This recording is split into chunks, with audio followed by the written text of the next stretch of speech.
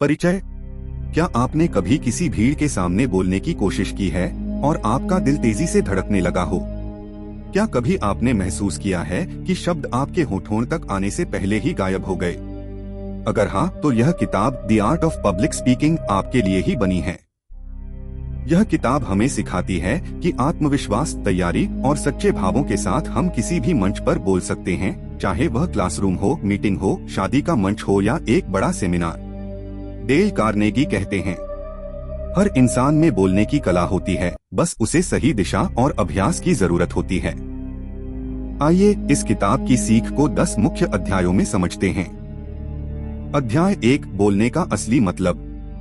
Public speaking का मतलब केवल बोलना नहीं है। यह अपने विचारों को साफ और प्रभावी तरीके से पेश करने की कला है। जब आप बोलते हैं तो आपका मकसद यह नहीं होना चाहिए कि लोग आपकी आवाज सुनें, बल्कि यह होना चाहिए कि वे आपके विचारों को महसूस करें। डेल कार्नेगी कहते हैं, शब्दों की ताकत आवाज में नहीं, भावना में होती है।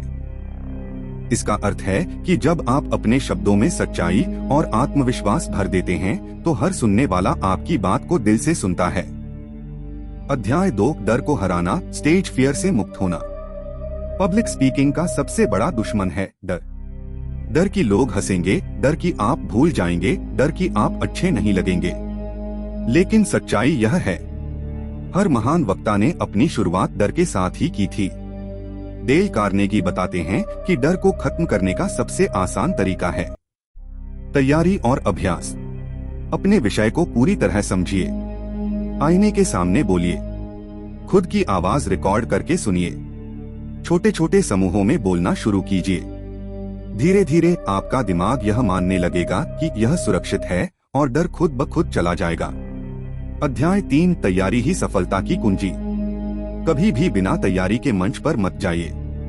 एक अच्छा वक्ता वही है जो अपनी बातों को स्पष्ट रूप से सोचता और व्यवस्थित करता है। कार्नेगी कहते हैं, जो अपने विचारों को स्पष्ट रूप से नहीं सोच सकता, वह उन्हें स्पष्ट रूप से कह भी नहीं सकता। बोलने से पहले अपने विचारों को 3 भागों में बांटिए।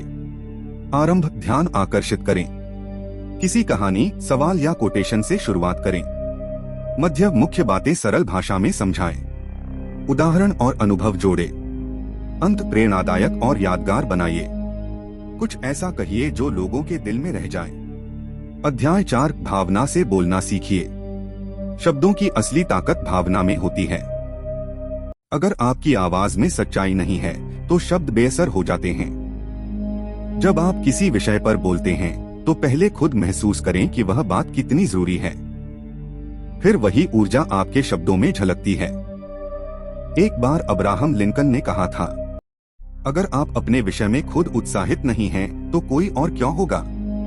इसलिए दिल से बोलिए, क्योंकि दिल से निकली बात सीधी दिल में उतरती है। अध्याय 5, श्रोताओं को समझिए। हर भाषण की सफलता इस पर निर्भर करती है कि आप किससे बात कर रहे हैं। अगर आप विद्यार्थियों से बात कर रहे हैं तो आपका टोन हल्का और प्रेरक होना चाहिए। अगर आप प्रोफेशनल्स के बीच बोल रहे हैं तो आपका अंदाज जानकारीपूर्ण और आत्मविश्वासी होना चाहिए। श्रोता क्या सोचते हैं, उन्हें क्या जानना है, उनकी उम्र और रुचि क्या है, इन सब बातों को जानना बेहद जरूरी है। डेल कार्नेगी कहते हैं, लोग आपकी बात नहीं सुनते जब तक उन्हें यह महसूस न हो कि आप उनकी बात समझते हैं। अध्याय 6, बोलने का तरीका और शरीर की भाषा। आपकी बॉडी लैंग्वेज शब्दों से ज्यादा बोलती है। खड़े होने का तरीका, हाथों की हरकतें, आंखों का संपर्क, मुस्कुराहट, ये सब मिलकर आपके व्यक्तित्व की ताकत बढ़ाते हैं। कार्नेगी सलाह देते हैं कि बोलते समय हमेशा श्रोताओं की तरफ देखें। झुककर या बहुत हिलते डुलते हुए न बोलें। मुस्कुराहट बनाए रखें और सबसे जरूरी, स्वाभाविक रहें। अध्याय 7, आवाज का उपयोग करना सीखिए। आपकी आवाज एक संगीत की तरह है, जिसमें उतार चढ़ाव, ठहराव और जोर का संतुलन होना चाहिए। अगर आप हमेशा एक ही टोन में बोलते हैं तो श्रोता जल्दी बोर हो जाएंगे। लेकिन अगर आप भाव के अनुसार टोन बदलते हैं तो लोग आपकी बातों में खो जाएंगे। अभ्यास करें कि कहाँ जोर देना है, कहाँ रुकना है और कहाँ आवाज धीमी करनी है। साइलेंस भी एक प्रभावशाली हथियार है। अध्याय 8 कहानियों और उदाहरणों का जादू। एक अच्छा वक्ता हमेशा कहानी सुनाने में माहिर होता है। कहानी लोगों के दिल तक पहुंचती है क्योंकि वे महसूस की जाती हैं। जब आप किसी बात को समझाना चाहते हैं तो उदाहरण, घटनाएं या छोटी कहानियां जोड़िए। इससे आपकी बात यादगार बन जाती है। जैसे अगर आप मेहनत की ताकत पर बोल रहे हैं तो किसी किसान, वैज्ञानिक या स्पोर्ट्स पर्सन की कहानी जोड़ दीजिए। लोग तुरंत जुड़ जाएंगे। अध्याय 9 आत्मविश्वास का निर्माण। कॉन्फिडेंस कोई जन्मजात गुण नहीं है, यह अभ्यास से बनने वाली आदत है। हर बार जब आप बोलने की कोशिश करते हैं, भले ही छोटी गलती हो, आप एक कदम आगे बढ़ते हैं। कार्नेगी कहते हैं, गलती करने से डरना सबसे बड़ी गलती है। अगर आप मंच पर अटक जाएं, मुस्कुराइए, गहरी सांस लीजिए और आगे बढ़िए। लोग आपको परफेक्ट नहीं, ईमानदार देखना चाहते हैं। अध्याय 10 प्रैक्टिस, सफलता का असली राज। पब्लिक स्पीकिंग कोई एक दिन में नहीं सीखी जा सकती। यह एक कला है जो निरंतर अभ्यास से निखरती है। रोज 5 मिनट बोलने की आदत डालिए। आईने के सामने खुद को सुनिए। किसी मित्र से फीडबैक लीजिए। अपने पुराने भाषण देखें और सुधार करें।